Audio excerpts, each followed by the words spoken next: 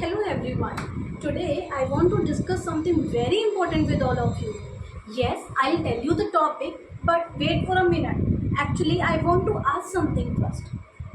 Yesterday, I saw this kit in one of the shops and I really wanted to buy this. So I asked the shopkeeper what is the price of this kit, and he told me it is of rupees 100. I became happy because I could easily exchange my money with this kit. So I offered rupees 100 to the shopkeeper and bought this particular kit. But later on, when I reached home, I saw this note in the hand of my mother. Can you see this? This is not an Indian currency. This is actually a dollar, $1. Okay, so I asked my mother, can you please give me this $1? I am ready to give you my 1 rupee in exchange of this $1. But my mother laughed first and then told me, no, I am not interested in exchanging 1 rupee for just this for this $1. So I asked her, why are you talking like this? I really want to buy this. I am ready to give my Indian money, my Indian currency for this particular $1. But then my mother told me, you know what? As you have bought this kit yesterday and the price of this kit was rupees 100, in the same manner, there is a price of each and every currency in this world. Yes, you know what? $1 is equal to how many rupees?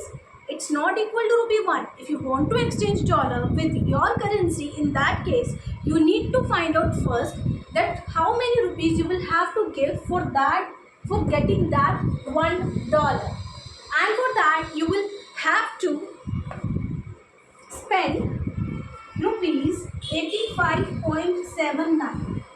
Okay, actually for today only. If you want to buy it after some time, after few months or few years, the rate will be not same. So this is called the rate of this $1. In the same manner, if now I want to exchange the currency of China, which is yuan, with my Indian currency, in that case, how much rupees I will have to give for just getting 1 yuan? And that is rupees 11 point something. Now, then I decided, no. Now this time I want to buy actually pound sterling. Only one pound sterling I want to buy.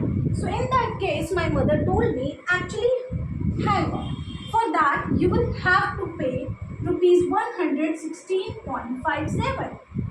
And you know what? All of these are the prices, or we can say the rates of all of these currencies. Because of this particular rate, I am able to exchange my Indian currency with all the other international currencies. So this particular rate is called the exchange rate. I am able to exchange my currency with other currencies. So this is called what? This is called exchange rate. And this is our today's topic, exchange rate. Thank you.